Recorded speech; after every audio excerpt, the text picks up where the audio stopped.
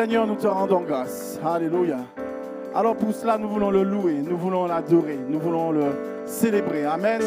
De tout notre cœur. Alléluia. Sa mort nous a libérés. Nous sommes libres. Alléluia. Pas libres pour faire ce qu'on veut, mais libres pour pouvoir marcher avec lui. Amen. Rien ne nous séparera de son amour. Il a vaincu la mort. Alléluia. Par son pouvoir. Amen.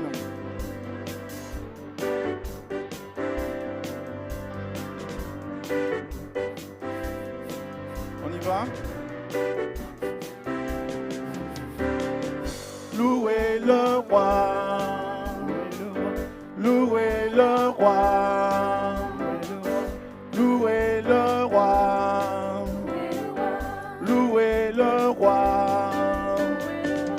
Sa mort nous a libérés, il a vaincu la mort et son pouvoir. Louez le roi, Jésus. Jésus est vivant pour toujours, il règne pour l'éternité. Sur terre, quelle obscurité. Sur terre, quelle obscurité. Satan semblait avoir triomphé. Satan semblait avoir triomphé. Un cri jaillit, frères et sœurs. Un cri jaillit. Il est vivant, la mort n'a pu le retenir. Jésus est vainqueur. Amen. Sa mort nous a libérés. Il a vaincu la mort et son pouvoir. Jésus est vivant. Jésus est vivant pour toujours. Il règne pour l'éternité. Tous donneront gloire à Dieu.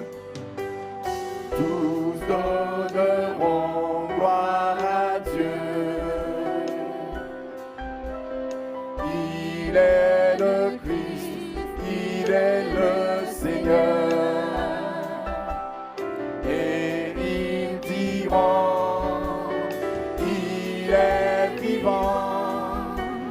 la mort n'a pu le retenir. Jésus est vainqueur. Louez le roi. Sa mort nous a libérés. Il a vaincu la mort et son pouvoir. Louez le roi. Jésus est vivant. Jésus est vivant pour toujours, il règne pour l'éternité. Tous donneront gloire à Dieu. Tous donneront gloire à Dieu. Il est le Christ, il est le Seigneur. Et ils diront, il est vivant. La mort n'a pu le retenir. Jésus est vainqueur. Louez le roi. Sa mort nous a libérés. Il a vaincu la mort et son pouvoir. Louez le roi. Jésus est vivant pour toujours, il règne pour l'éternité, il règne pour l'éternité, il règne pour l'éternité, il règne pour l'éternité.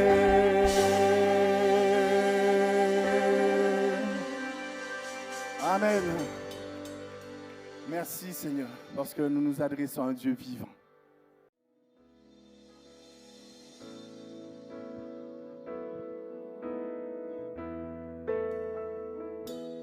Bénis l'Éternel, ô mon âme, et glorifie son nom.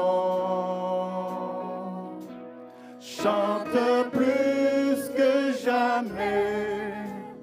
Oh mon âme, je glorifierai ton nom. Est-ce qu'on peut encore le rechanter? Bénis l'Éternel, oh mon âme, et glorifie son nom. Chante plus que jamais, oh mon âme, je glorifierai ton nom. Voici l'aurore, le jour se lève, tout à nouveau je veux chanter, malgré les circonstances et ce qui pourrait m'attendre. Le soir encore, je te chanterai.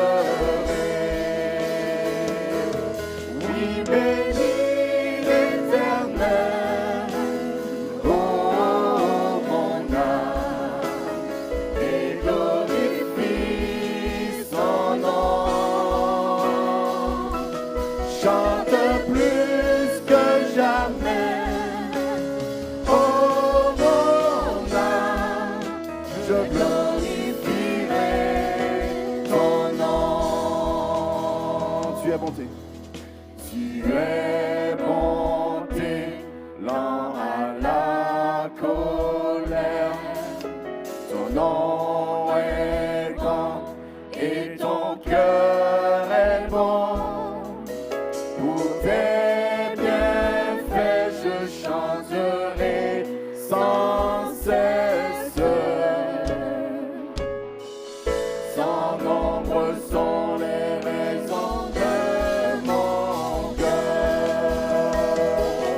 Oui, bénis l'Éternel, oh mon âme, et glorifie son nom.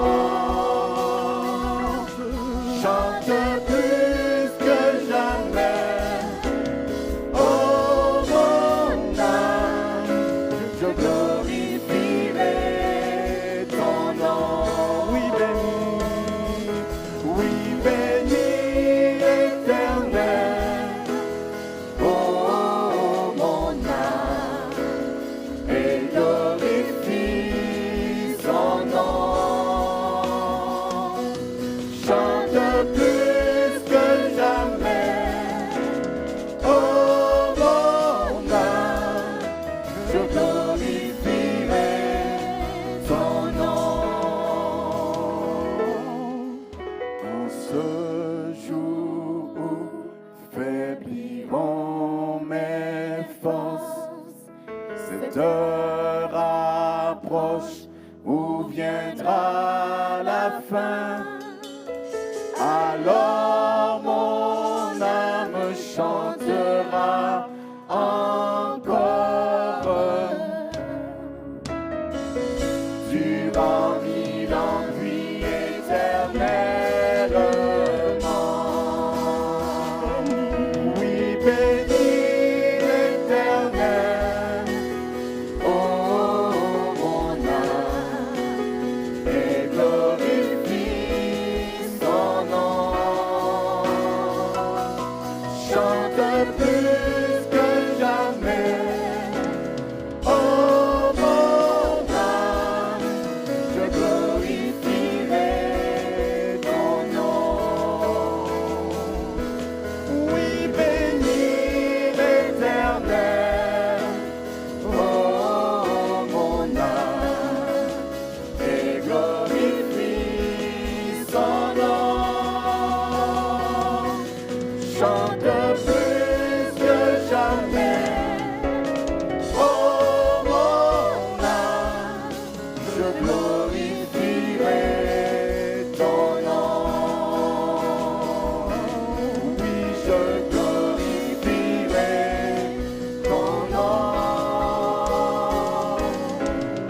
je glorifierai. Alléluia. Amen. Ton nom. Glorifions son nom. Nous te glorifions, Seigneur. Nous te glorifions, notre Dieu, notre Père. Alléluia.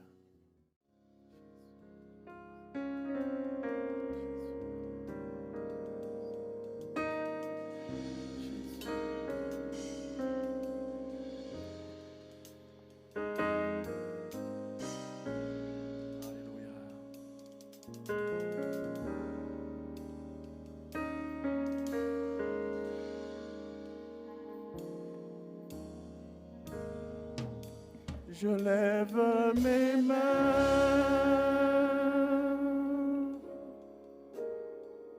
même si je n'ai plus de force. Je lève mes mains,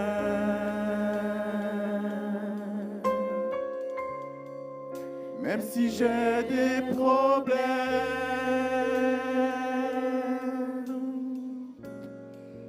Quand je lève mes mains, je commence à sentir une onction qui me fait chanter. Quand je lève mes mains, je commence à sentir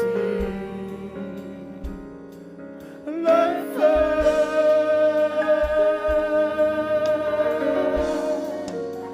Je lève mes mains, mon fardeau s'envole.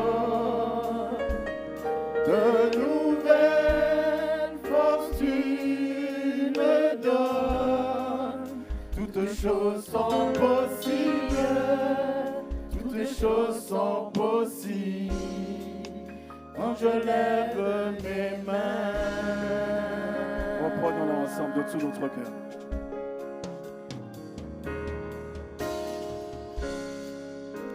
Je lève mes mains,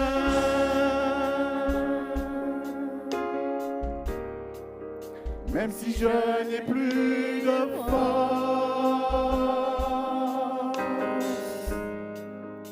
Je lève mes mains,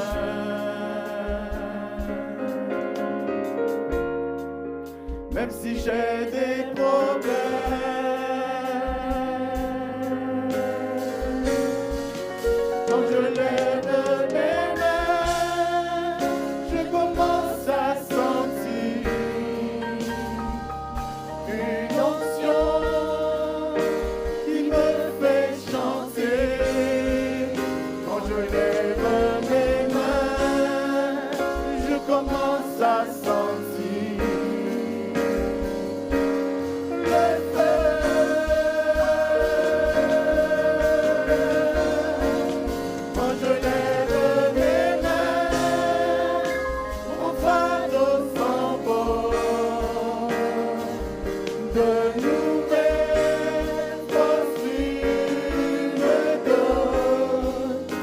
Toutes choses sont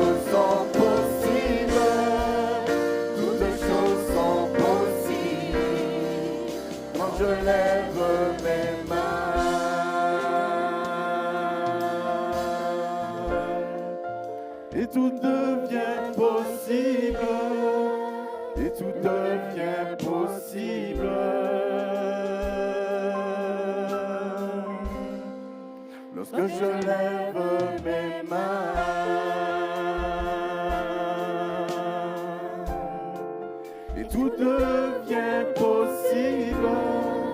Et tout devient possible.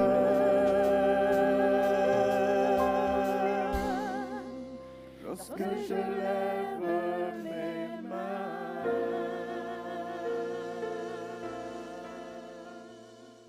Alléluia. Bonjour à toute l'Assemblée. Soyez bénis ce matin. Voilà, alors nous sommes les monitrices des grands, Chantal et Denise. Voilà, ce matin nous allons vous présenter un chant pour la gloire de Dieu. Les enfants vont chanter pour la gloire de Dieu, c'est leur participation à la louange. Voilà, vous allez découvrir le chant avec nous. Voilà.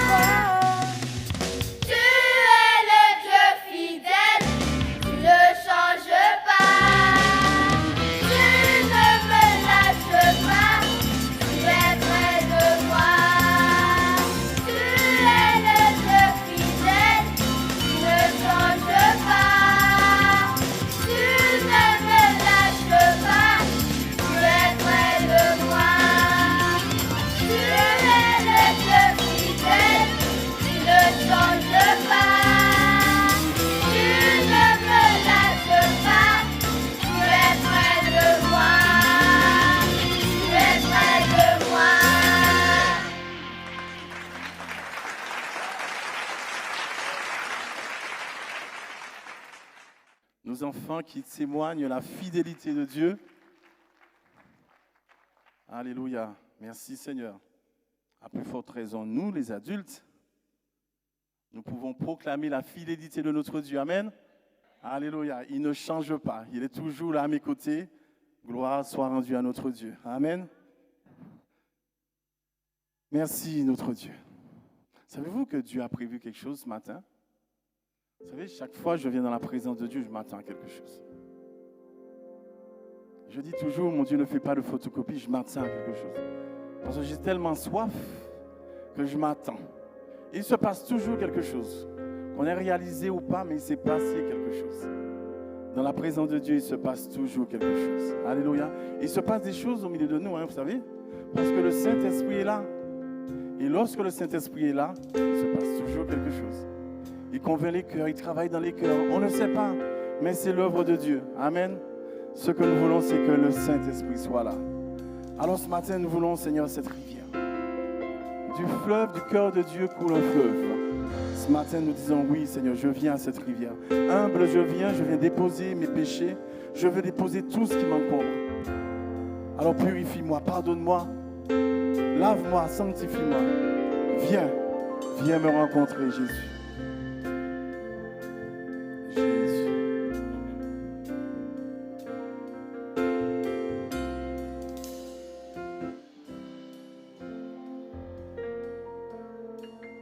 À la rivière, humble je viens déposer tous mes péchés.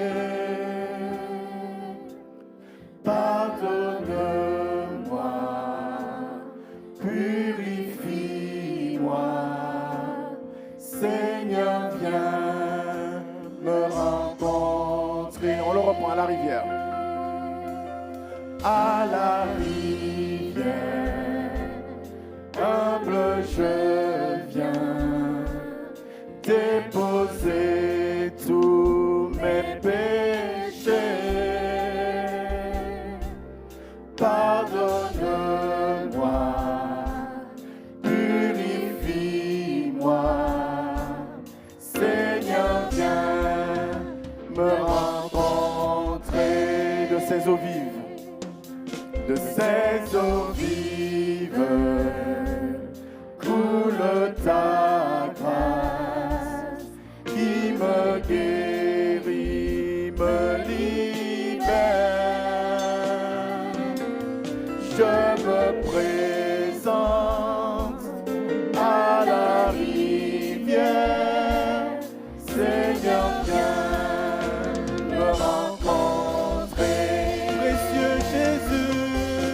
Précieux Jésus, entre tes mains, j'abandonne mes soucis. Oui, prends ma main, attire-moi. Seigneur, viens me rencontrer à la rivière. À la rivière, humble je viens déposer tous mes péchés. Pardonne-moi, purifie-moi. Seigneur, viens me rencontrer de ces eaux vives. De ces eaux vives coule ta grâce. Merci Seigneur. Alléluia. Oh oui Seigneur. Alléluia. Je me présente à la rivière. Seigneur, viens me rencontrer.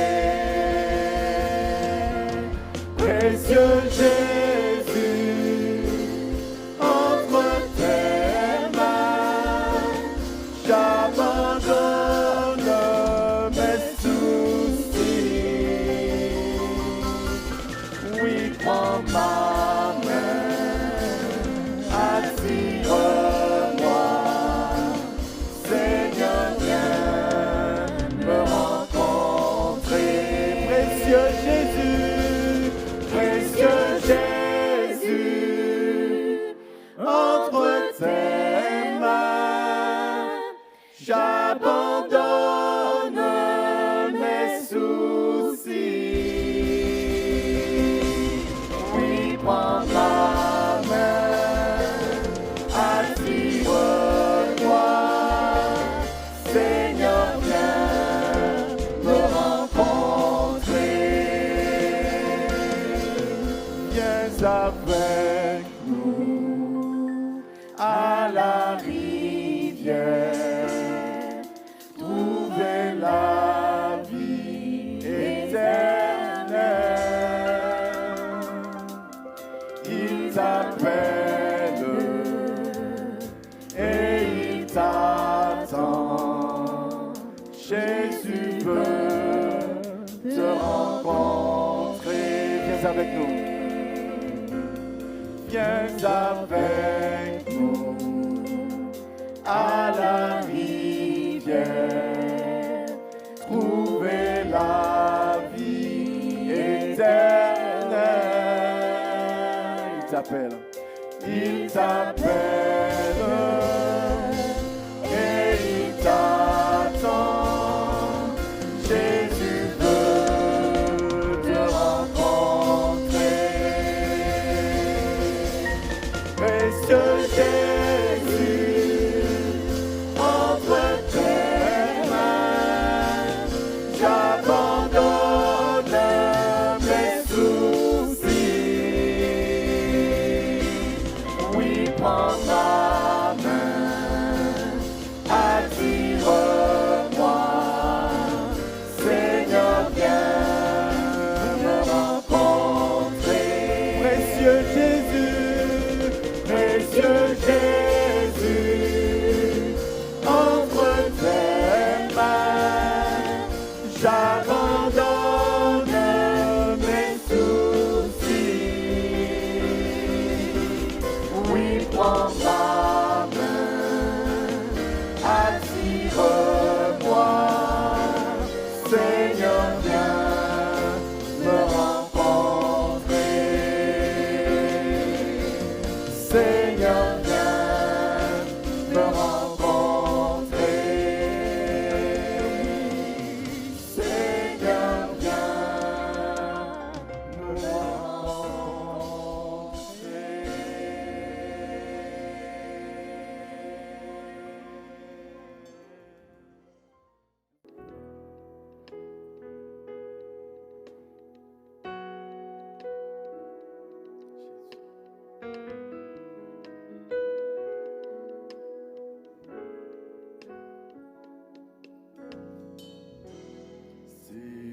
Seigneur, me voici, assoiffé de ta présence. Père, entends mon cri, celui de la délivrance.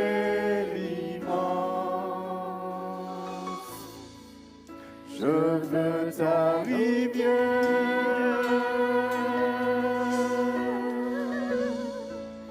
je veux ton amour,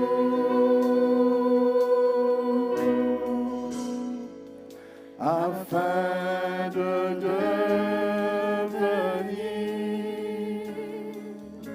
semblable à toi, que ma coupe déborde, que mon cœur soit rempli. Viens transformer ma vie, que ma coupe déborde,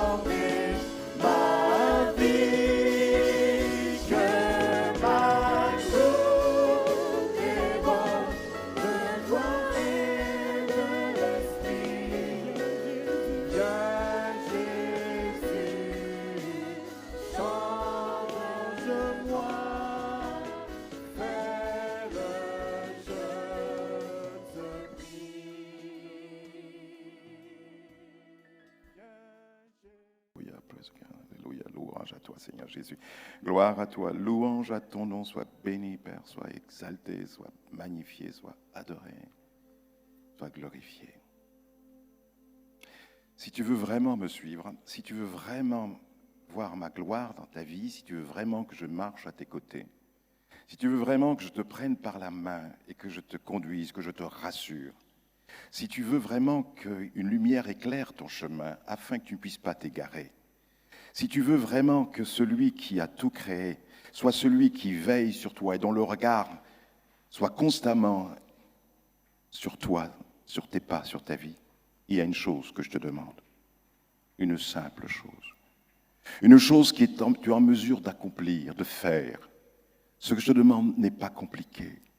Ce que je te demande n'est pas quelque chose dont il devrait faire des études importantes, dont tu devrais mettre du temps et du temps et du temps et du temps à part pour faire cette chose. La seule chose que je te demande, pour que tu puisses voir ma main s'accomplir dans ta vie, c'est que tu apprennes à te soumettre à moi. Que tu apprennes à te soumettre. Que tu apprennes à m'obéir. Et tu sais ce dont je parle. Tu sais ce que j'attends de toi. Tu sais exactement ce que j'attends de toi. Et tu vois, c'est parce que cette chose n'est pas encore faite. C'est parce que tu n'as pas obéi au Seigneur que tu es comme en attente. Non pas que les choses que Dieu veut te donner, elles ne te seront pas accordées, mais elles sont en attente. Parce que Dieu attend de toi de l'obéissance. Et que tu fasses ce qu'il t'a demandé de faire. C'est alors que lorsque tu feras ce que Dieu t'a demandé, et dont tu sais pertinemment ce qu'il en retourne, et ce que Dieu attend pour toi et de toi. C'est difficile, ça meurtrit ta chair, ça brise ton orgueil. Mais il faut que tu passes par là. Il faut que tu acceptes de faire ce que j'attends de toi. Alors, ton chemin s'éclairera. La lumière sera sur ton chemin et t'éclairera. Il n'y aura plus d'incertitude, il n'y aura plus d'aléas, d'inquiétude. Mais tu pourras marcher avec un pas assuré. Tu ne craindras pas les événements, d'où qu'ils viennent et quels qu'ils soient, car ta sécurité, elle sera entre mes mains. Parce que tu auras fait ma volonté et je veillerai sur toi. Je ne peux aller plus loin avec toi tant que tu n'accomplis pas ce que j'attends de toi. Alors, soumets-toi, fais ce que Dieu attend de toi. Et tu verras à ce moment-là combien son amour est grand et sa patience est illimitée. Et il est aussi, ne l'oublie jamais, le Dieu qui pardonne et le Dieu qui restaure. Que son nom soit béni. Amen. Amen. Mes chers frères et sœurs, ouvrons le Saint-Livre, ouvrons le livre de Dieu, la parole de Dieu, et laissons le Seigneur parler à nos cœurs, comme il sait si bien le faire. Il a fait tout au long de ce culte, à travers ses chants, à travers les paroles de ses cantiques. Dieu nous parle, Dieu nous amène à mieux le connaître, mais aussi il nous parle par sa parole, d'où la responsabilité qui m'incombe, nous apporter la parole de Dieu. Et je prie le Seigneur pour qu'elle puisse trouver un écho favorable dans votre cœur, qu'il y ait comme un répondant, en disant « Seigneur, ô Dieu, béni soit ton nom, j'aime ta parole », comme disait le psalmiste, j'aime ta parole, parce que ta parole, elle est claire, ta parole, elle donne de l'assurance, ta parole, elle nous montre le chemin, puisqu'il est dit que la parole de Dieu est une lumière, tu diras le psalmiste, c'est une lumière sur mon chemin, c'est une lampe, et comme une lampe, eh bien, elle éclaire quoi? Elle éclaire mon chemin. Et comme tu as pu te le dire il y a un instant, eh bien, laisse le Seigneur éclairer ton chemin, et c'est vrai que parfois, il arrive que le Seigneur, eh bien, et ce sera justement Ben, tiens, pourquoi pas, effectivement, ça va dans le sens de notre message ce matin, que parfois, que le Seigneur, eh bien, il s'arrête, et puis le ciel nous semble comme des reins, il n'avance plus, nous on avance, mais il n'avance plus avec nous, et tout à coup on s'aperçoit qu'on est tout seul à marcher sur le chemin. Mais avant je réalisais sa présence, avant je sentais sa présence, je savais qu'il était là, mon esprit rendait témoignage à mon esprit de cette paix intérieure due au fait qu'il m'accompagnait, et puis là j'ai l'impression depuis quelque temps, j'ai l'impression de marcher tout seul, j'ai l'impression que il n'est plus là. Qu'est-ce qui se passe? Est-ce que j'ai attristé mon Seigneur? Parce que c'est la première réflexion qui nous vient. Mais pourquoi, Seigneur? Pourquoi cette absence? Pourquoi ce silence? Et c'est ce que nous allons ensemble voir et reprendre encore ce matin. Plutôt reprendre, continuer cette méditation sur ce sujet si difficile. Et plus je médite, et plus je sais qu'il est difficile de pouvoir parler sur le silence de Dieu. Il est difficile, le silence. Et souvent, on ne sait pas quoi faire, même d'une manière générale. Quand il y a un silence, on ne sait pas quoi faire, on se sent un peu mal à l'aise, il faut qu'on fasse quelque chose. On est mal à l'aise, par exemple, dans une conversation, il y a un silence, tout le monde, quand il y a un silence, et puis on est gêné, qu'est-ce qui nous gêne? Ou quand on a une rencontre et puis qu'il y a un silence dans le culte, justement tout à l'heure, justement, je dis Seigneur, mais merci quand tu vas confirmer tout ce que je vais dire ce matin à travers ta parole. Effectivement, il y a eu un petit moment de silence. Et j'avais noté justement qu'il peut y avoir, à un moment donné, ou dans l'Église, il y a un silence qui vient. Alors, il y a un silence qui peut s'imposer par le dirigeant qui dit, écoutez, on va garder un moment de silence. Et puis, il y a le silence aussi qui est le produit, l'action de l'Esprit de Dieu, qui nous amène à rien dire et à écouter, à entendre, à apprécier ce moment solennel de la présence de Dieu. Parce que Dieu n'est pas dans le bruit. Dieu n'est pas dans le bruit, il n'est pas dans les choses qui sont bruyantes, exaltantes, qui nous poussent à pousser des cris de joie, mais alléluia, mais aussi Dieu nous amène dans des moments où nous nous retrouvons dans sa sainte présence, la bouche fermée, mais contemplant avec notre cœur sa bonté, sa fidélité, sa réalité. Alléluia. Eh bien, il arrive, et c'est vrai que même dans nos cultes, et je regardais, tiens, pendant que j'étais en train d'adorer le Seigneur, il y a eu ce moment de silence, voilà. Mais je remarque que parfois il est difficile de garder le silence. Le silence parfois nous gêne. Et alors il y a certains, quand il y a le silence comme ça, ils sont heureux, et ils ressentent quelque chose. Et puis pour d'autres, c'est difficile de rester en silence. Il faut qu'il y ait quelque chose qui se passe. Puis il y a d'autres, ils se contentent des deux. Et ce matin, j'ai vu que il y avait comme la musique. Au moment il y a un calme, mais la musique quand même a joué. Donc l'autre frère, il a un petit peu pas rompu le silence, mais il a voulu accompagner le silence. Ça partait d'un bon sentiment, d'accompagner le silence. Mais parfois, le silence n'a pas besoin d'être accompagné. C'est le silence tout court. C'est le silence tout court. Il y a quelque chose dans l'émoi qui se passe. Et souvent, Dieu nous parle, justement, dans ce moment de silence, parce qu'on est plus ouvert. Mais c'est vrai que le silence est gênant. Parfois, il nous gêne. Et c'est pour cela que, quand nous voyons le silence divin, nous sommes gênés. Vous savez, il y a toutes sortes de silences. Par exemple, vous avez le silence de l'espace. Dans l'espace, il n'y a pas de bruit. C'est le silence complet. Pourquoi il y a ce silence dans l'espace? Notre cosmonaute français, Gasquet, je crois, je sais plus son nom. Pesquet, voilà, Thomas Pesquet. Eh bien, quand il sortit à l'extérieur, bien sûr avec sa combinaison, mais à l'extérieur dans l'espace, il n'y a pas de bruit, il n'y a rien, c'est un silence complet, mais véritable silence. Il y a le silence dans le vide. Et vous savez pourquoi il y a le silence dans l'espace? Même s'il y a une explosion, on n'entend pas, parce qu'il n'y a pas d'air. Il n'y a pas d'air. C'est pour ça qu'il n'y a pas de bruit. Et le silence nous émeut, nous inquiète. nous rend un peu craintifs aussi de ce qui pourrait subvenir. Il y a un silence qui est le silence de l'émerveillement devant un tableau, devant un paysage, à couper le souffle. On est là et on ne sait pas quoi dire. Voilà, on est devant l'émerveillement, il y a le silence. Le silence amène l'émerveillement par rapport à ce que l'on voit, ce qui nous étonne, ce qui nous bouleverse. Alors, on est là sans voix. Comme on dit, je suis sans voix. Je ne peux que garder le silence. Et c'est vrai que parfois, effectivement, la présence de Dieu dans le silence nous laisse sans voix. La présence de Dieu se manifeste dans le silence. Il y a quelque chose qui se passe, qui est parfois indéfinissable, mais qu'on ressent au fond de nous-mêmes et qui est spirituel. C'est vrai, une présence, une relation, quelque chose que nous ressentons. D'autres, là, je ne sais pas si tout le monde peut ressentir, mais il y a certains qui vont ressentir plus fort que d'autres. Mais qui, devant un spectacle merveilleux, n'est pas resté là, la bouche fermée, simplement en contemplant? Il y a aussi ce silence qui est le silence dû à un choc. Il y a des images qui vous choquent, il y a des choses qui vous choquent. Hier, mon épouse, sur la route, on l'a montré aux actualités hier soir, il y avait un accident sur la route.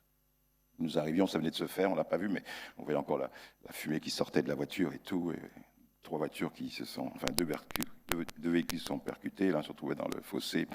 Bien plus loin, bon, c'était pas trop grave, mais là, celle qui était qui venait en face, tout le devant était écrasé, on entendait un bébé pleurer, on entendait la dame qui était là-haut, Et puis, vous savez, quand ce sont des choses comme ça, il y a des gens, je regardais des personnes qui faisaient, voilà, c'est remarqué des fois, quand on est versé comme ça, on met sa main dans sa bouche, on n'a pas besoin de parler. Et en entendant ce bébé en train de pleurer, je dis à mon épouse, eh bien, gloire à Dieu si le bébé pleure. Quand je suis rentré à la maison après, bon, puis j'ai prié le Seigneur, enfin que mon épouse, on a prié pour que Dieu bénisse cette famille, enfin ces gens, que Dieu permette qu'il n'y ait pas de décès. En fait, effectivement, il n'y a pas eu de décès, bon, c'est grave. Hein. D'ailleurs, je suis même étonné que la voiture est tellement enfoncée devant, j'étais étonné de voir la mère avec son bébé qui était là devant, dans un couffin, je pense. C'était un couffin, je ne sais plus. Et on est choqué, on est comme, c'est une sorte de sidération. Il y a un traumatisme tel que on ne peut plus parler. On est là. La souffrance, comme il est dit aussi, il y a des souffrances qui sont silencieuses. Il y a des douleurs qui sont silencieuses. Il y a tellement, la personne souffre tellement qu'elle ne peut même pas exprimer sa douleur. Et des fois, devant des situations comme cela, devant des gens où on va voir un malade, quelqu'un qui est vraiment gravement malade, on la voit et puis on a la bouche fermée. On peut être choqué par certaines choses qui vont nous amener qui nous poussent au silence. Alors, bien sûr, est-ce qu'il faut s'inquiéter de ce silence quand il s'agit du silence de Dieu ? Donc on en sait quelque chose à peu près du silence qui peut provoquer, et ça peut amener aussi peut-être parfois le doute. Le doute, Dieu est-il absent? Est-ce qu'il est sourd, indifférent? Est-il occupé? Pourquoi il ne me répond pas? Là, ce matin, on a une réponse pour certains. Voilà, Dieu demande d'obéir. Mais nous allons continuer à voir ensemble quelques éléments, quelques pistes. Mais c'est vraiment quelques pistes. Je crois qu'il y a des choses qui resteront secrètes, des choses que nous ne saurons pas. Pourquoi Dieu a gardé le silence dans une partie de ta vie? Et quand je parle que Dieu nous garde, Dieu parfois, et dans la vie de chacun d'entre nous, nous sommes tous concernés à un moment donné de connaître le silence divin. Dans notre marche chrétienne, nous connaissons des moments de silence. Et il y a des silences qui vont durer peut-être des années. Et peut-être des choses que Dieu ne nous a pas répondu ou accordées, mais il connaît la raison, et nous ne le savons pas. Et certains, eh bien, il arrivera que ce n'est que lorsque nous serons là-haut dans le ciel que nous allons comprendre, réaliser la raison du silence divin. Et comme je vous le disais l'autre jour, c'est que quand je parle de silence, en fin de compte, c'est un silence où Dieu parle. C'est un peu paradoxal, mais c'est un silence qui n'est pas muet. Ce n'est pas un silence qui qui amène un vide.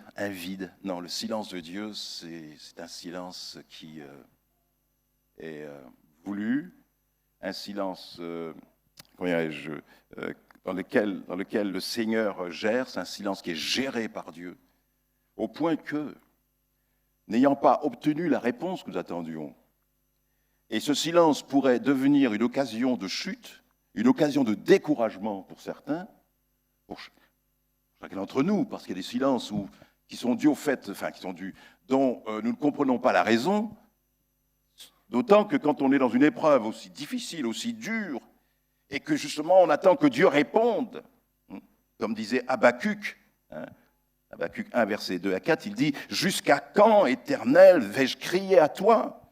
Habakkuk 1, verset 2. « Tu n'écoutes pas. J'ai crié vers toi pour dénoncer la violence, mais tu ne me secours pas. Pourquoi me fais-tu voir le mal et contemples-tu l'injustice ?» Peut-être vous êtes le fait d'une injustice. Vous voyez le mal, il y a des guerres, il y a ceci, il y a cela, mais où tu es? Pourquoi tu gardes le silence sur toutes ces choses? Pourquoi l'oppression et la violence sont-elles devant moi? Il y a des procès et des conflits partout. Aussi, la loi est sans vie, le droit est sans force, car le méchant triomphe du juste et l'on rend des jugements corrompus. Alors, qu'est-ce que tu fais là? Qu'est-ce que tu fais? C'est moi qui le rajoute. L'incompréhension. Nous sommes dans l'interrogation. Mais pourquoi? Jusqu'à quand? Eh bien, même cela. Alors, si vous continuez à lire le texte, Habakkuk 1, vous verrez qu'il aura une réponse après. Et pendant longtemps, il disait, mais pourquoi tu laisses le méchant triompher? Mais pourquoi tu laisses l'injustice triompher? Pourquoi tu fais de moi une personne, une victime de l'injustice? Ou d'autres choses, tu ne réponds pas à ma prière. Pourquoi il y a tant de violence, tant de guerres? Pourquoi les enfants tombent malades? Pourquoi il y a telle ou telle catastrophe qui vient et on a perdu le père, la mère, on a perdu un parent? Pourquoi, Seigneur? Pourquoi ai-je été atteint par cette maladie ou par ce virus? Ou pourquoi mon père, ma mère s'est retrouvé à l'hôpital et puis voilà, il en est décédé? Pourquoi?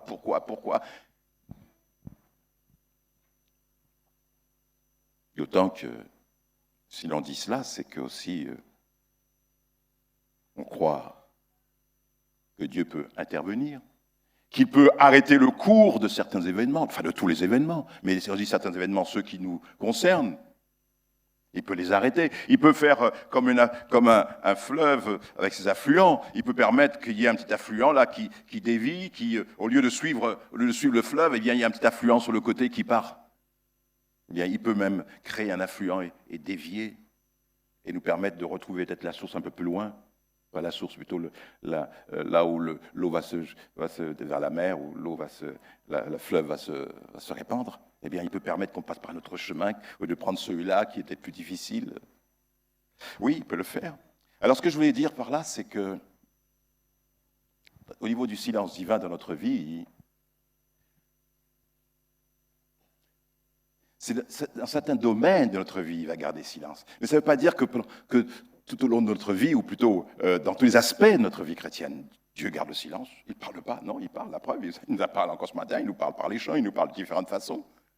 Mais il y a un domaine particulier dans ta vie où il y a un moment où Dieu garde le silence. Donc ça arrive. Et ça arrivera.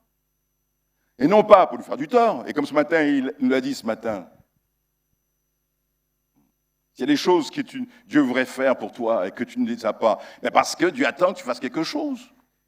En fin de compte, ce qu'il voulait dire, il me semble. De toute façon, c'est toi seul qui peux interpréter la réponse à cette prophétie, parce que si elle t'est adressée, tu sais de quoi il s'agit. Et montrant qu'il y a quelque chose qui empêchait, qui a amené le Seigneur de garder le silence, de ne pas intervenir. Parce qu'il attend de toi, je ne sais pas quoi, de ne m'a pas révélé de quoi il s'agit. Mais toi, tu le sais. Et tu sais ce qu'il attend de toi. Ce qu'il attend. Ce que tu dois rejeter, repousser ou rechercher.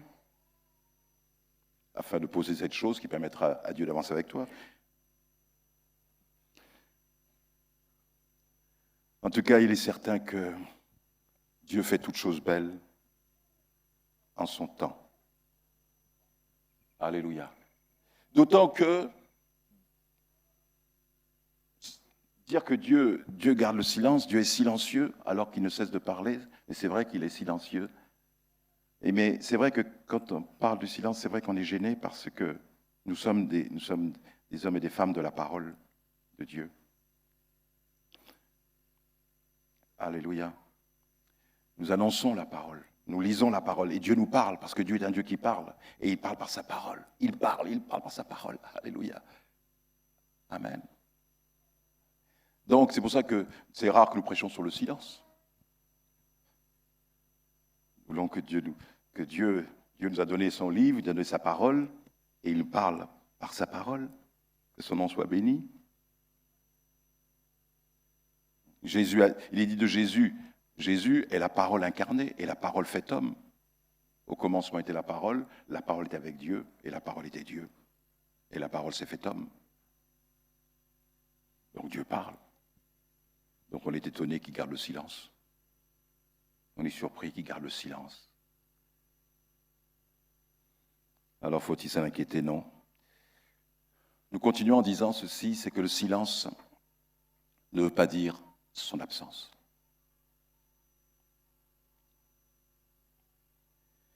Et le plus solennel, vraiment dire, le plus solennel, le plus incompréhensible de ce silence divin, le plus douloureux aussi, pourrais-je dire, c'est celui de la croix de Jésus. Le silence le plus peut-être incompréhensible, le plus douloureux, le plus difficile, c'est le silence de la croix. Dieu, lorsque Jésus, son Fils, était crucifié, Jésus a dit ceci dans le psaume 22, verset 2, il s'écria, il n'a pas murmuré, il a crié. Et comparons les paroles que Jésus a prononcées, mais par rapport aux paroles de ces deux brigands, dont l'un changera, un peu plus tard, il va changer d'attitude, mais les deux brigands, nous est-il dit, eh bien, ils en voulaient même à Jésus, en disant, Jésus, si tu es le Fils de Dieu, descends de la croix.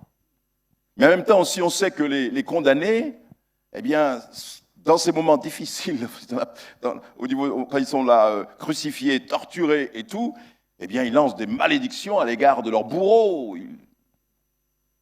C'est pour ça, l'un des brigands aussi, en train de non seulement se moquer de Jésus, mais en même temps aussi, il disait toutes sortes de choses, et même contre leurs bourreaux. Et eux, leur cri, c'était un cri de vengeance, un cri, mais Jésus, lui, ce cri, c'est pas qu'ils veulent descendre de la croix. C'est pas qu'il veuille descendre vraiment de cet endroit où c'est son amour qui le crucifiait, en fin de compte, qui le maintenait, sur la croix. C'était pas les clous qui le retenaient sur la croix, mais l'amour qu'il avait pour chacun d'entre nous, pour nous sauver. Eh bien, Jésus ne va pas crier, il ne va pas hurler contre les bourreaux, au contraire, il a même dit, Père, pardonne-leur, ils ne savent pas ce qu'ils font. Mais quand il va crier, il va s'écrier, Père, pardonne-moi. Non, il ne dit pas ça. Qu'est-ce qu'il va dire? Pourquoi m'as-tu abandonné? C'est pour ça qu'il sait quelque chose de ce que c'est d'être abandonné, d'être seul, d'être dans le silence divin. Pourquoi m'as-tu abandonné? Pourquoi t'éloignes-tu sans me secourir? Dans le psaume 22, là vous avez pris dans oui, c'est bien ça, psaume 22, je sais bien ce que je dis, psaume 22. Mon Dieu, pourquoi m'as-tu abandonné? Pourquoi t'éloignes-tu sans me secourir, sans écouter mes plaintes? Mon Dieu, je crie le jour et tu ne réponds pas. La nuit, je ne trouve pas de repos. C'est ce que disait David. Nous savons que ce psaume 22, c'est un psaume qui nous rappelle le Christ, les souffrances de Christ. Un psaume messianique. Et où où David exprime ce qu'il ressent, mais en réalité il prophétise. Parce que Jésus reprendra les mêmes paroles sur la croix. Il dira, mon Dieu, pourquoi m'as-tu abandonné? Et pourtant, la présence de Dieu avait été avec lui durant toute sa vie, depuis sa naissance. Les anges avaient acclamé sa naissance et proclamé sa naissance. Et puis, le jour de son baptême, Dieu a fait entendre sa voix.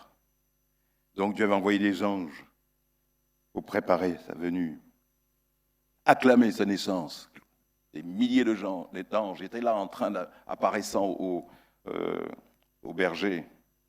D'abord, ce fut un ange, puis après, toute une multitude d'anges. Et qu'ils ont dit gloire à Dieu, gloire à Dieu, gloire à Dieu au plus haut des cieux.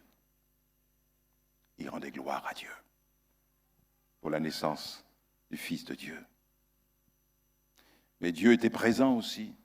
Il était présent lors de son baptême. La Bible nous dit ceci, c'est qu'une fois après que Jésus ait été baptisé, le Saint-Esprit vint sur lui comme une colombe, et une voix se fit entendre du ciel qui disait « Celui-ci est mon Fils bien-aimé, en qui j'ai mis toute mon affection. » Ah, cette présence bénie, jamais il ne l'avait abandonné, jamais il s'était retrouvé seul. Et puis lorsque Jésus, avec Pierre, Jacques et Jean, sur la montagne, qu'on va appeler la montagne de la transfiguration, parce que là, Jésus va être transfiguré, il va être rempli de lumière, resplendissant de lumière. Même son linge devint blanc, son visage était rayonnant d'une blancheur immaculée. Élie et Moïse apparurent à côté de Jésus. C'est ce que virent les disciples. Mais surtout, non seulement ça, mais ils entendirent audiblement la voix de Dieu. Celui-ci est mon Fils bien-aimé, qui a toute mon approbation. Écoutez-le. C'est ce qu'ils ont entendu. Écoutez-le. C'est pourquoi, mes amis, si nous voulons entrer au ciel, si nous voulons réussir notre vie, écoutons ce que Jésus a à nous dire. Écoutons-le. J'ai mis toute mon affection. Et maintenant, sur la croix, alors qu'il est crucifié, eh bien, Dieu est silencieux. Il ne dit rien, il est silencieux. Et il ressent profondément. Et c'est un cri terrible. Dans la mesure où jamais, il n'avait été séparé de son Père. Il s'était senti seul. D'ailleurs, il dira, je ne suis pas seul. Car le Seigneur est avec moi, je ne suis pas seul. Dira-t-il un moment avec ses disciples. Il n'a jamais été seul. Mais là, sur la croix, Dieu l'a abandonné. Pendant 3 heures, Dieu l'abandonne. Il est sourd à sa plainte. Il garde le silence. Alors qu'il était accoutumé à entendre sa voix. Accoutumé à ressentir sa présence. Et la raison est toute simple. Elle est simple pour nous, mais terrible pour le Christ. Terrible pour le Christ. Elle est merveilleuse pour nous, mais terrible pour le Seigneur et le Sauveur. Car mes chers bien-aimés, frères et sœurs et amis, c'est à cause de nos péchés que son Père s'est séparé de lui. Il a été fait péché. Et sur la croix, il représentait le pécheur, il te représentait, il me représentait. Il a été fait péché, il a été souillé. Et même en parlant de cela, j'ai du mal à saisir toute la portée de cela parce que je suis comme vous. Je suis né avec une nature pécheresse. Sauvé par grâce. Je ne sais pas ce que c'est de n'avoir jamais péché. Je ne sais pas ce que c'est que d'être pur, saint, sans avoir jamais connu aucun péché. Je ne sais pas, je ne peux pas dire, comme Jésus l'a dit, qui de vous pourra me convaincre de péché?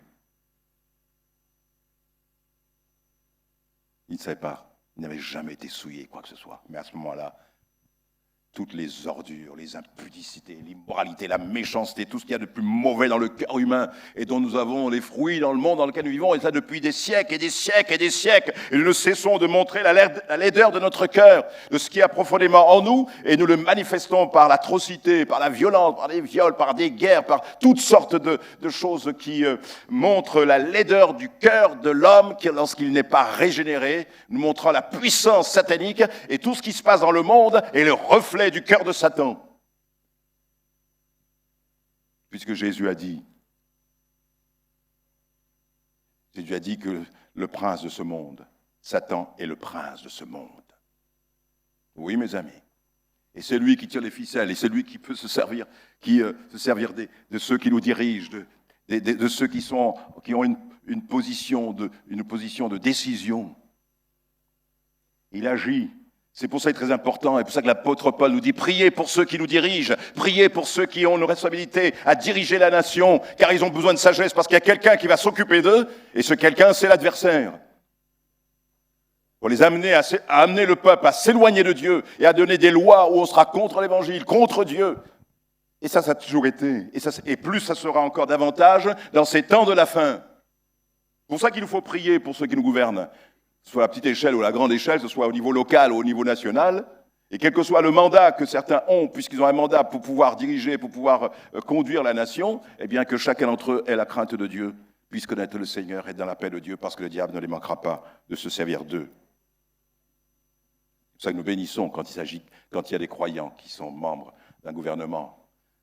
Nous bénissons le Seigneur quand ils croient en Dieu, ils croient en Jésus-Christ. Pendant 3 jours et 3 nuits, il sera dans le tombeau. Pendant 3 jours et 3 nuits, mes amis. Là aussi, silence divin. Un temps de silence qui durera 3 jours. Mais Dieu va le ressusciter.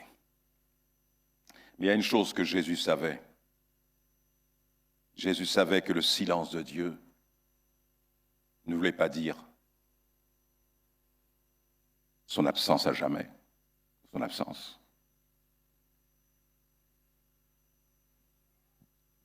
Il n'y avait plus cette communion, mais Dieu était là. Dieu était là. Et il y a un moment où le silence est rompu.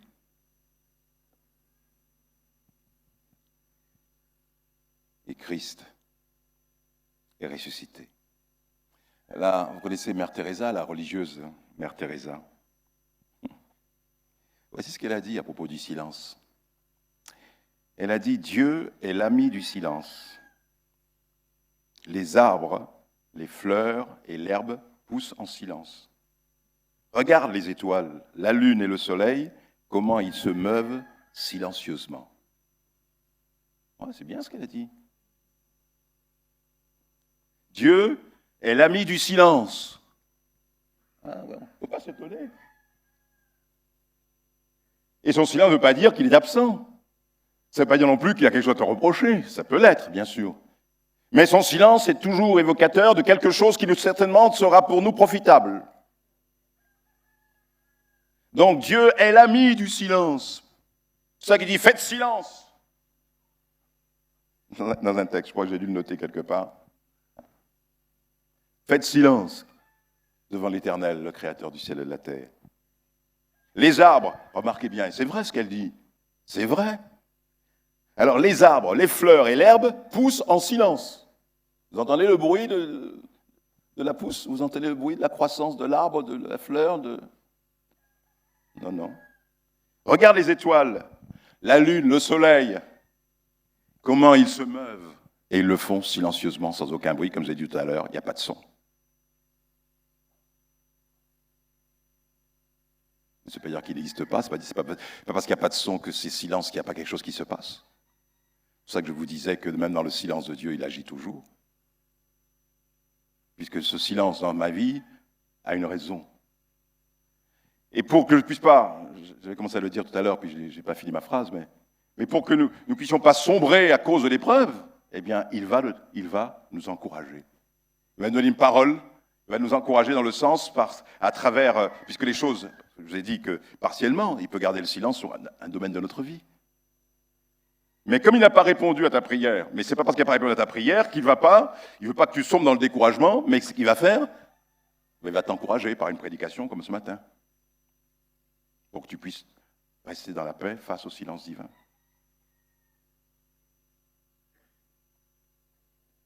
Alors, quand j'ai trouvé cette citation de Mère Teresa, je me suis dit, ouais, ça m'a fait penser à ce passage où il est dit, et c'est très bien, je trouve, où il est dit, c'est Marc 4, verset 26, il est dit, et il dit encore, « Il en est du royaume de Dieu comme quand un homme jette de la semence en terre. » Marc 4, 26. Qu'il dorme ou qu'il veille, nuit et jour, la semence se germe et croît sans qu'il sache comment. La terre produit d'elle-même d'abord l'herbe, puis l'épi, puis le grain tout formé dans l'épi, et dès que le fruit est mûr, on y met la faucille, car la moisson est là. Oui, Mère Teresa, tu as dit quelque chose de très bien. Religieuse. Les arbres et les fleurs, et l'herbe pousse en silence. Elle pousse en silence. Elle pousse d'une manière, j'allais dire, ce qui se passe à l'intérieur, c'est invisible, mais nous voyons le résultat. On voit la semence qui s'ouvre, qui donne une tige. Eh bien, l'œuvre de Dieu, c'est une belle image, que l'œuvre de Dieu s'accomplit silencieusement dans notre vie. Sans tambour, ni trompette. C'est silencieusement que l'œuvre de Dieu se fait dans ta vie.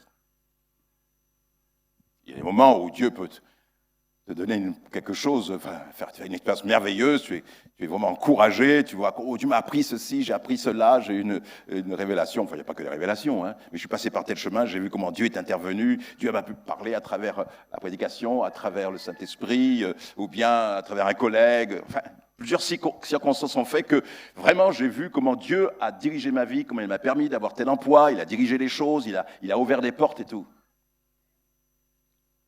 Mais aussi le fait où il agit dans notre vie de manière silencieuse. Comme la semence qui est jetée en terre, que l'on dorme ou qu'on veille, la semence germe et croît sans qu'il sache comment. L'homme qui jette sa semence. Ou l'apôtre Paul dira, il dira ceci, j'ai planté, Apollos, j'ai planté, Apollos a arrosé, c'est dans 1 Corinthiens 3, 6. Dieu a fait croître. En sorte que ce n'est pas celui qui plante ou qui est quelque chose, ni celui qui arrose, mais Dieu qui fait croître. C'est Dieu qui fait croître. Et il le fait silencieusement. Donc Dieu construit notre vie. Il construit ta vie, il te façonne dans le silence. Il te façonne aussi dans l'épreuve, parfois avec des coups, avec la discipline. C'est ce qu'il a fait avec Israël.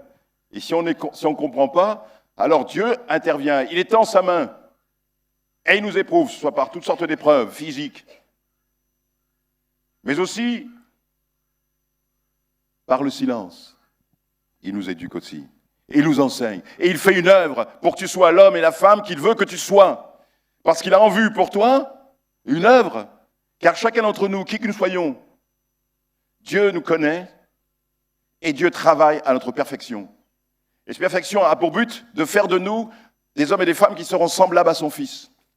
Et des hommes et des femmes qui pourront porter la parole, qui pourront témoigner de par leur vie, de par leur comportement, leur attitude. Et même si tu n'as pas la parole facile, mais Dieu va te donner cette capacité par ta vie, par ce que tu vis, par tes expériences, de glorifier Jésus en montrant aux autres que Jésus est vivant. On l'a chanté tout à l'heure, les enfants l'ont chanté aussi, Dieu ne change pas.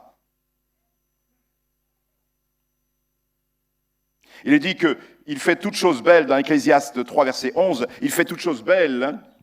Au moment voulu, il a même mis dans le cœur la pensée de l'éternité, même si l'homme ne peut pas comprendre l'œuvre que Dieu accomplit du début à la fin. L'homme ne peut pas comprendre, parfois ça nous échappe, l'œuvre que Dieu accomplit en nous, du début à la fin. Mais l'Ecclésiaste, Salomon dit, mais il fait toutes choses belles en son temps. Même si l'homme ne peut pas comprendre l'œuvre que Dieu accomplit du début à la fin. Même si je ne comprends pas, les desseins de Dieu sont parfaits. Et comme je vous le disais l'autre jour, je le répète encore, hein, cette citation plutôt cette parole de ce chant, que Dieu écrit droit avec des lignes courbes. Dieu écrit droit avec des lignes courbes. Amen, il fait passer par des chemins, mais son dessein est parfait. Il sait où il va et il sait ce qu'il fait. Il connaît le travail qu'il accomplit dans ta vie. Il sait l'âge que tu as. Il sait l'âge que tu as. Et même tout jeune, Dieu peut te faire ressentir son appel au fond de ton cœur, tout jeune. Même à 10 ans, à 15 ans, à 12 ans. Dieu peut t'appeler à son service. Mais sans que tu le saches déjà, mais il fait une œuvre en toi. Toi, tu ne sais pas qu'il est en train de le faire. Toi, tu ne sais pas. Tu dis, oh, moi, je vis ma vie, tout ça. Mais dans ton cœur, quelque part, tu aimes le Seigneur. Hein. Et puis, parfois, il y a des petits flashs qui passent dans ton esprit. Des petits flashs. là, des petits éclairs. À propos du service, hop, le service, hop. Tout à coup, tu es à l'église, tu vois le pasteur en train de prêcher ou un frère en train de prêcher. Puis tout à coup, hop, il y a un petit flash. Hop, tu te dis, tiens, pourquoi je ne serais pas moi aussi ça te passe à ton esprit. Je te vois peut-être là aussi. Je me souviens d'une expérience, j'avais été à Paris, donc j'avais été assister à un séminaire et puis une campagne d'évangélisation avec l'évangéliste coréen Yong Gi-cho. C'était à Paris, à la porte Champéret. Il y avait quelques-uns qui avaient été là à l'époque. Il y avait vraiment du monde dans cette grande tente qui était à la porte Champéret à Paris. Et donc j'avais été... Bon, j'étais tout seul d'ailleurs. Et donc j'étais là parmi les autres dans la salle. Hein, j'écoutais la parole et tout ça. Je bénissais le Seigneur et je voyais vraiment l'action du Saint-Esprit, les gens qui avaient le cœur touché, les âmes qui étaient touchées par le Saint-Esprit. J'ai vu aussi des guérisons, des paroles de vie, des paroles prophétiques, des paroles qui annonçaient, des guérisons qui s'opéraient, tout ça. Je regardais comme ça, j'écoutais, puis je bénissais le Seigneur. Je dis, oh, gloire à toi, Seigneur. Et c'était vraiment une atmosphère glorieuse, parce que quand le Seigneur est là, tout est toujours glorieux. On ressent un réel bienfait, un réel bien-être. Et pendant que je regardais et je voyais exercer ce ministère, il y a eu un flash qui est venu. Bon, ce n'était même pas un flash, parce qu'un flash, c'est assez rapide. Dans mon esprit, vraiment, il y a inattendu. Et j'ai reconnu que c'était la voix de l'Esprit, c'est le Seigneur, Saint-Esprit, et qui me disait, tu vois, toi aussi, tu peux voir ces choses. Toi aussi, tu peux être une bénédiction pour les autres. Ce que tu vois là n'est pas inaccessible pour les frères et sœurs. Dieu peut faire ces choses. Voyez-vous, et peut-être que c'est ce qui se passe aussi.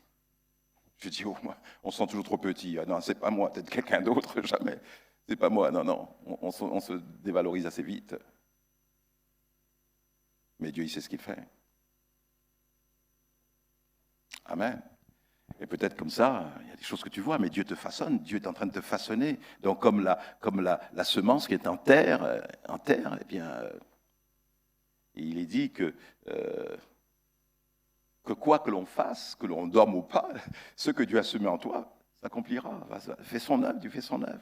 Et parfois on ne comprend pas ce qu'il fait, mais pas parce qu'on ne comprend pas qu'il n'y a pas là une sagesse divine et qu'il y a un but glorieux que tu finiras par t'apercevoir. Un peu plus tard, quand tu vas regarder en arrière derrière toi, tu vas regarder sur ton passé, tu vas dire, mais maintenant je comprends pourquoi Dieu a voulu que je passe par tel chemin, maintenant j'ai compris. Et ce que j'ai expérimenté quand j'étais plus jeune, tout ça, c'était déjà Dieu qui me sollicitait, c'était déjà les appels divins. Et puis le jour où Dieu t'appelle, alors là c'est l'apothéose, c'est le feu d'artifice. Mais ce feu d'artifice ne vient que parce qu'il y a une préparation avant.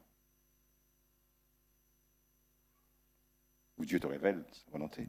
Alors, on peut se poser la question, comment réagir face au silence du Seigneur? Quand Dieu fait silence, comment il faut réagir? Justement, c'est là que se trouve ce texte. Il faut d'abord, il me semble, accepter le fait que Dieu est souverain. Nous pourrions dire qu'il n'a pas de compte à rendre. Dieu est souverain, il faut que j'accepte ce fait. Sinon, je n'accepte pas le fait que Dieu est souverain. Je pourrais constamment me rébeller, mais ça ne changera rien parce que Dieu est souverain. Mais si je ne comprends pas cette notion de la souveraineté de Dieu, qui ne veut pas dire qu'il veut m'accabler, non, il est souverain, ce Dieu souverain qui est bon, qui est généreux. Nous connaissons, en lisant la parole, sa nature, son caractère, ce qu'il est, plein de bienveillance, plein de bonté, plein de sagesse, plein de patience et de miséricorde et de compassion. Mais aussi avec une volonté ferme de nous faire du bien. Comme disait David, m'approcher de Dieu, c'est mon bien. Venir à l'église, c'est pas mal, c'est pas une catastrophe, c'est pas une obligation, enfin pas une obligation, mais c'est pas une contrainte. Non, au contraire, il dit, moi, quand on me dit, allons à la maison de l'Éternel, je suis heureux, je suis content. Je suis heureux quand on me dit, allons à la maison de l'Éternel. C'est merveilleux quand vous avez des frères et des sœurs qui te disent, allez, allons à la maison de l'Éternel. C'est exactement ce que dit David. Je suis dans la joie quand on me dit. C'est même pas lui qui dit que je vais à la maison, mais c'est quand les autres lui disent « Est-ce que tu peux m'accompagner pour aller au culte? On va adorer le Seigneur. » Eh bien, quand on me dit ça, je suis dans la joie. On vous dit « Tiens, on va aller là, on va aller au cinéma, on va aller là. » Là, on dit « Oh, je suis content. Oh, on saute. On va aller voir ce film. Voilà, on va aller voir ce match de football. » On est content parce que les amis nous invitent. Eh bien, on doit avoir aussi la même joie quand il s'agit de venir à la maison de Dieu. Je suis dans la joie quand on me dit « Allons à la maison de Dieu. » Alléluia. Donc, Dieu est souverain. Et il faut accepter le fait que Dieu a un droit sur notre vie. Et le psaume dit qu'arrêtez, dans le psaume 46, verset 11, arrêtez. C'est clair, hein? Arrêtez, stop. Allez, mettez un terme à votre activité. Maintenant, allez, asseyez-vous, arrêtez. Bon, ça, c'est moi qui le rajoute, parce que le texte dit, le psaume 46, verset 11, arrêtez et sachez que je suis Dieu. Voilà, on n'a pas à remettre cela en question. Il est le Dieu souverain. Je domine sur les nations, je domine sur la terre. Et le psalmiste dit, l'Éternel des armées est avec nous, ce Dieu qui domine, ce Dieu qui nous dit qu'il est Dieu et qu'il domine sur les nations et domine sur la terre, eh bien l'Éternel des armées est avec nous, le Dieu de Jacob est pour nous une haute retraite. Et qui resterait, qui pourrait prononcer une parole devant lui? Puisqu'il est écrit dans Habacuc 2, verset 20, l'Éternel est dans son saint temple, que toute la terre fasse silence devant lui. Et voilà. C'est pour ça que parfois, on peut sentir que l'Esprit peut nous conduire, ce matin, à un moment de silence. Et pourquoi nous ressentons ce silence? Parce que nous sommes conscients de la présence de Dieu. Et comme je vous disais tout à l'heure, cette présence, parfois, comme il y a des silences qui nous poussent à fermer la bouche et ne rien dire. On n'ose même pas lever les yeux.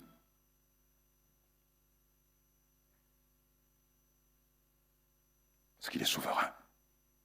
Il est créateur. Il est Dieu.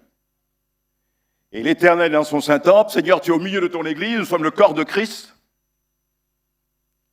Eh bien, il y a des moments, on doit pouvoir garder le silence. Quand je dis garder le silence, que toute la terre fasse silence devant lui. Pourquoi? Parce qu'il est dans son Saint-Temple. Parce qu'il est le Dieu saint.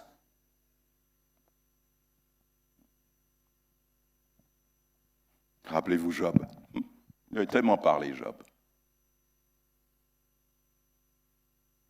Il voulait comprendre le silence de Dieu. Qu'est-ce que j'ai fait pour en arriver là? Qu'est-ce que j'ai fait? Et il repasse dans son cœur, il repasse et il ressasse toutes les bonnes causes qu'il a défendues. Il s'est occupé des orphelins, il était les yeux de l'aveugle, etc. Il bénissait les gens, il aidait les gens, il aidait le malheureux. Il raconte tous ces actes de bonté qu'il a eus et qui étaient vrais, puisque Dieu lui-même rendra témoignage que c'est un homme intègre. Il était intègre, il n'était pas parfait, c'est ce que Dieu allait lui montrer.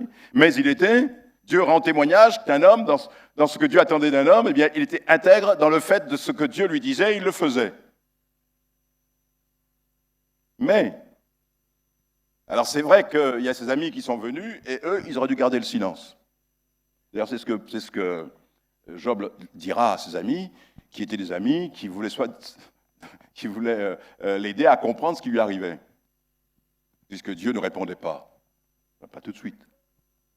Et qui était si durement éprouvé, c'est-à-dire que c'était si durement éprouvé, c'est qu'il avait fait quelque chose de très grave, et que les épreuves qu'il connaissait étaient la mesure de sa faute. Et à coup d'arguments, certains arguments étaient bons d'ailleurs, très bons, mais ne correspondaient pas au cas de Job. Et Job, lui, se défendait. Il disait, mais qu'est-ce que j'ai fait au Tout-Puissant pour qu'il m'a envoyé à ce point? Qu'est-ce que je lui ai fait? Il s'interrogeait, et point de réponse, il ira même jusqu'à dire, si je pouvais aller jusqu'au ciel, même si je pouvais, s'il pouvait aller jusqu'au ciel, là j'irais devant lui et je défendrais ma cause devant lui. Ah ben dis donc, il n'avait pas avec le dos de la cuillère, Job. Mais la souffrance parfois nous fait dire des choses qui parfois est à la limite du blasphème. Mais ce n'était pas le cas pour Job. Il ne comprenait pas le silence divin jusqu'au moment où Dieu ouvre la bouche et Dieu lui parle. Et il lui parle au milieu de la tempête. Et Dieu lui parle. Et il lui parle de bien des choses. Il fait une leçon de choses, une leçon de vie, et tout ce que vous voulez. Il parle des animaux, il parle du ciel, il parle de la création, il parle de tout, mais il ne parle pas du problème de Job. Job n'a pas la réponse pourquoi il était éprouvé. Mais il n'a pas directement... Ça revient justement à ce que je disais il y a l'instant. Hein, Dieu écrit droit avec des lignes courbes. Eh bien, Job, même si Dieu n'a pas répondu clairement pour quelle raison il était si durement éprouvé, c'est qu'après, même quand Dieu lui parle de la création, lui parle des animaux et tout cela, il finira lui-même par dire « j'ai péché, je reconnais que je suis coupable ». Ce n'est pas nécessaire de dire à Job, tu sais, c'est ce que Dieu lui a montré en fin de compte, Job. C'est vrai que tu t'intègres, mais tu n'es pas parfait, Job. Et pourquoi tu veux me juger, Dieu? Est-ce que tu étais là quand j'ai créé la terre? Tu étais présent? Donc tu veux qu'on parle au même niveau, toi et moi? Alors montre-moi ta science, montre-moi ta sagesse. Et là, je me prostrerai devant toi, dit Dieu. Il a vu la grandeur de Dieu. Mes chers amis, mes chers frères et sœurs, mais béni soit Dieu pour le silence. Béni soit Dieu pour l'épreuve. Et qui est accompagné du silence, c'est-à-dire que l'épreuve est là, mais on n'en est toujours pas délivré. Mais Dieu sait pourquoi. Ah, nous, on ne sait pas. Mais regardez, après le résultat, comme dirait l'apôtre Jacques, regardez le fruit de sa patience, sa persévérance, comment Dieu l'a béni. Mais il a appris des choses. Il a entendu cette voix divine lui montrant que ce Dieu tout-puissant, et lui, il a vu sa petitesse, et il a dit ceci. Il a dit, j'ai parlé une fois, 2 fois, maintenant je me tais. Il y a des moments où il faut se taire. J'ai trop parlé. Et là, maintenant, parle, je t'écouterai. Vous pouvez le lire dans le livre de Job à la fin. J'ai parlé 1 fois, 2 fois, maintenant je me tais. Je dis plus rien, mais parle. À moi de t'écouter. Il y a des moments où il y a des moments, c'est nécessaire. Il faut se taire. Faites silence devant lui. Oh, que Dieu soit béni, mes chers bien-aimés.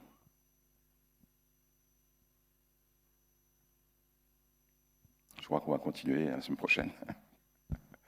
Je ne vais pas pouvoir finir ce message. Un dernier point, si vous voulez. Cette période de silence est aussi un temps pendant lequel Dieu t'observe. Eh oui, afin d'apprécier ta réaction face à l'épreuve, à la difficulté que tu rencontres. Oui, Dieu garde le silence pour voir comment tu vas te comporter. Est-ce que tu vas dire, Seigneur, tu n'es pas fidèle, on va commencer à activer le Seigneur, on va le juger, parce qu'il n'a pas répondu tout de suite. Parce que, comme je vous disais la dernière fois, nous voulons une réponse immédiate. Les repas sont faits tout de suite. Vous allez vous acheter un repas tout fait, on n'a pas le temps, il faut tout soit fait, tout et tout de suite. Et puis dès que ça prend du temps, on n'est pas content. Je perçois des fois avec mon portable, peut-être avec mon ordinateur, oh là là, il faut attendre au moins 10 secondes pour que ça passe. Vous vous rendez compte? C'est pas beaucoup 10 secondes. Avant, il nous fallait un quart d'heure pour pouvoir, pour que notre machine, voilà, pour que les opérations se fassent dans les premiers ordinateurs et tout ça. Mais enfin, il y a des moments où il fallait attendre. Mais la technologie a fait de tels progrès qu'en une fraction de seconde, regardez, il y a une fraction de seconde, vous prenez votre téléphone, vous appelez là en Chine, eh bien en moins de 10 secondes, vous avez la personne. Alors qu'avant, il fallait passer par l'opératrice, il fallait passer par ceci, il fallait attendre. Mais là, en 10, 15, 20 secondes, hop, même pas, en 1 seconde, 2, 3 secondes, on a l'information tout de suite. Vous allez sur Internet, et puis là, ça rame. Vous dites, oh là, mais qu'est-ce qu'il y a, mon ordinateur? Il rame. Oh, ça m'arrive, je dis, ça fait déjà, je regarde, c'est déjà 1 minute. Il m'a toujours pas ouvert la page. Qu'est-ce que c'est, 1 minute? Voyez-vous, on est pressé par le temps maintenant. Non, il faut que tout se fasse tout de suite, rapidement. Nous sommes dans la génération du rapide. Du tout et du tout maintenant, ou en même temps. Allez, pas de politique. Il est écrit dans le psaume 33, verset 14, « Du lieu de sa demeure, il observe tous les habitants de la terre. » C'est pour ça qu'il peut nous surveiller, il peut nous voir. Quand je dis surveiller, non pas pour nous guetter quelque chose, mais il veille sur nous. Le contraire, veille sur nous, il est surveillé, veille sur nous. Mais il nous surveille aussi pour nous protéger, pour nous garder. Et s'il garde le silence, ben c'est pour voir comment tu vas te manifester, comment tu vas te comporter. Et je crois que chacun d'entre nous, on connaît à un moment donné notre vie, ce silence de Dieu. Mais le silence de Dieu ne veut pas dire qu'il n'agit pas, mais plutôt qu'il attend le bon moment pour agir. Amen. Et Dieu attend le bon moment pour toi, pour agir. Et c'est certainement ce qu'il veut te dire ce matin. T'encourager. Tu n'es pas quelqu'un d'inconnu aux yeux de Dieu. Il te connaît parfaitement, il connaît ton identité. Il connaît ton identité. Tu lui apprends absolument rien. Dieu connaît tout de moi, il me connaît parfaitement, il connaît toute ma vie. Le jour où j'étais conçu dans le sein de ma mère, il m'a vu me développer dans le sein de ma mère. Et je vous dis un petit secret, enfin, certains le savent déjà. Ils savent déjà. En fin de compte, j'ai une jumelle. J'ai une jumelle. C'était Jacques et Jacqueline. Donc j'ai un peu de féminin en moi, là. On était tous les deux là, dans le sein de notre mère, tous les deux, Jacques et Jacqueline. Qu'est-ce qu'elle m'en a fait baver, déjà? Non, je plaisante, bien sûr. On était tous les deux, et puis on était tous les deux en très bonne santé. Mais j'ai appris qu'après, quand je suis né, j'étais costaud, j'étais fort, j'étais bien. Et elle était plus mince, plus petite. J'avais tout pris. Oh Seigneur, ta grâce. J'avais presque tout pris. Donc elle était un peu plus fluette. Donc on est sortis tous les deux. Et puis, je sais pas, c'était un mois après. Oui, ma femme, là, celle qui me donne, des fois si j'oublie. Eh bien, un mois après, bon. Qu'est-ce qu'elle a eu au fait? Une maladie, je sais pas quoi. Elle avait parlé avec ma mère. Hein? Elle a eu quoi? Septicémie. Ah oui, c'est vrai, ouais, c'est ça, le cordon ombilical, là, il était... Voilà, et une septicémie. Et Jacques est resté sans Jacqueline.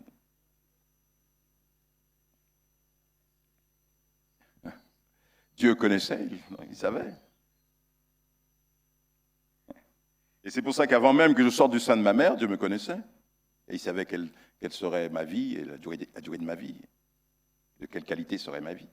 De tout ce qui me concerne. Et ce que je dis pour moi, c'est pour vous, c'est pour chacun d'entre nous, c'est la même chose. Il nous connaît parfaitement. Mais il veut faire sortir en nous ce qu'il y a de meilleur, ce qu'il y a de glorieux. C'est pour ça qu'il va nous tester. C'est pour ça que parfois le silence, il peut employer le silence pour te tester. Tester ton engagement pour lui. Tester ta foi envers lui. Est-ce que tu vas t'appuyer sur lui? Est-ce que tu vas rester malgré tout ce qui arrive? Et le fait même que tu n'aies pas encore de réponse, de voir est-ce que tu vas te rébeller? Est-ce que tu vas revenir en arrière, dire bon, moi je ne marche plus avec le Seigneur, moi je quitte l'église, je quitte ceci, voilà, j'ai prié, j'ai pas été exaucé. Et certains le font, ça. Ils s'imaginent pas que Dieu est en train de les tester, voir la solidité, la grandeur, la profondeur de leur engagement. Quand tout va bien dans la vie, c'est facile de suivre le Seigneur. Facile de s'appuyer sur lui quand tout va bien. Mais quand le soleil se cache, quand les nuages cachent le soleil et qu'il fait sombre, eh bien il faut apprendre, et Dieu veut que nous puissions apprendre à rester dans une totale dépendance envers lui. Même si je ne vois pas, même si je ne vois pas le chemin, parce qu'il y a quelque chose peut-être qui m'aveugle, peut-être qu'il y a un obstacle, mais Dieu voit au-delà du chemin. Alors je prends le regard de Dieu, ou plutôt je laisse le Seigneur me donner la vision spirituelle, c'est-à-dire je laisse le Seigneur me conduire en disant Seigneur, c'est vrai, il y a un obstacle qui est là, je ne sais pas comment on va faire pour franchir cet obstacle, mais toi tu le sais, alors je me confie en toi. Tu ne me réponds pas, tu ne me dis pas comment, mais certainement j'aurai la réponse. Et Dieu regarde, Dieu voit exactement comment nous réagissons. Il faut lui faire totalement confiance quant à la gouverne de notre vie, quant à la gouvernance de notre vie. Il faut lui faire confiance. Rappelez-vous Jésus qui donne un exemple justement de paix dans laquelle nous devrions nous trouver. Je vais terminer par ça. La paix dans laquelle nous devrions nous trouver, c'est quand Jésus se trouve dans la barque avec les disciples et que le vent, il y a la tempête qui se lève et Jésus est à l'arrière du bateau, il est en train de dormir.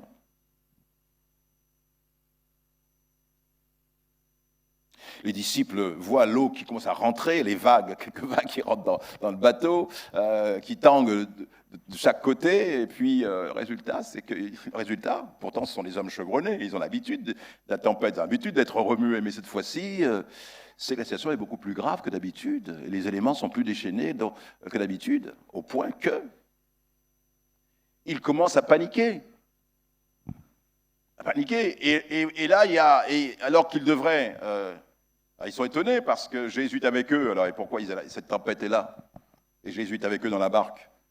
Et qui plus est en train de dormir. Il ne faisait pas semblant, il dormait.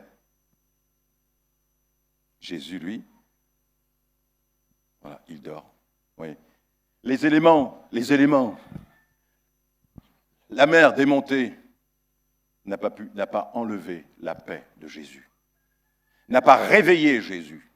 Tandis que le même vent, la même tempête va réveiller les disciples, ou plutôt va les réveiller à la crainte. Ceux qui, pour Jésus, n'amenaient pas de crainte, mais amenaient le repos. Mais pour les disciples, le même événement créait la panique, au point qu'ils vont dire « Seigneur, ne t'inquiètes-tu pas de ce que nous périssons ?»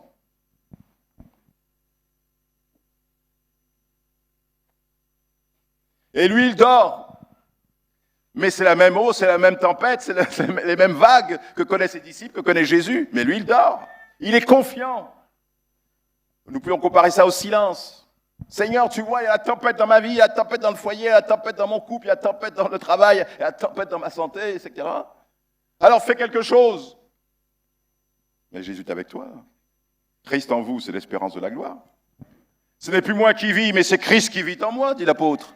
Voyez-vous, ce ne sont pas que des paroles, c'est une vie, c'est quelque chose qu'on doit expérimenter. Soit réellement il est vivant, il est en moi. Si Christ est en moi, alors je dois être fort. Ça ne veut pas dire que je suis charnel, je suis humain, pardon. Je suis humain. Je peux avoir des moments de tristesse, des moments de souffrance, où je dis « aïe » parce qu'on m'a piqué. Mais je sais une chose, et l'Esprit de Dieu me rend témoignage, que celui qui est, qui était et qui vient a décidé de faire de ma vie, de faire de mon être, son temple. Et il est en moi. Et l'apôtre Paul dit « je sais en qui j'ai cru ». Je sais, c'est une expérience, une certitude. Ce n'est pas qu'on me l'a dit, ce n'est pas que j'emprunte une foi de quelqu'un d'autre. Non, c'est ma propre expérience. C'est le fruit de ma rencontre avec le Seigneur qui se traduit par une certitude. Je sais en qui j'ai cru et je sais qu'il a le pouvoir de me garder jusqu'à la fin. Amen. Et Satan n'a aucun pouvoir sur toi. Satan n'a aucun pouvoir sur nous. Et j'aimerais te le dire ce matin. Satan n'a aucun pouvoir sur ta vie. Il n'a aucun pouvoir. Et pourquoi? Parce que Jésus a ce pouvoir sur toi. Parce que ta vie, tu l'as remise entre les mains du Seigneur. Avant, Satan te dominait. Avant, Satan avait un pouvoir sur toi. Mais à partir de maintenant, à partir du moment où tu as accepté Christ dans ta vie, tu es passé de la puissance de Satan à toute puissance de Dieu. Tu n'es plus dans les ténèbres, mais tu es dans la lumière maintenant. Et le diable n'a aucune autorité. Pourquoi? Parce que tu dépends de Jésus-Christ, parce que tu appartiens à Christ, et tous les démons de l'enfer, et tous les gadors, et tous les sorciers du pays, ils pourront te lancer des sorts, te lancer toutes sortes de choses. Eh bien, il y aura un mur devant toi qui te protégera, le bouclier de la foi. Jésus sera là, et il dira avec son épée sortie, arrière ennemi, voilà, l'épée est là, l'épée de la parole. Il est écrit, il est écrit, il est écrit. Va-t'en, Satan, il est écrit, et personne ne te touchera. Il peut te tenter, mais il ne pourra pas faire ce qu'il veut. Il n'a plus d'autorité parce que tu appartiens désormais au Christ. Christ mort et ressuscité et qui vit désormais dans ta vie et dans la mienne. Que Dieu soit béni. À lui soit la gloire, à lui soit la louange, à lui le remerciement à jamais. Que Dieu soit béni. Amen. Et tout le monde dit Amen. Et on applaudit bien fort le Seigneur parce qu'il le mérite. À lui soit la gloire au siècle des siècles. Alléluia. Amen. Amen.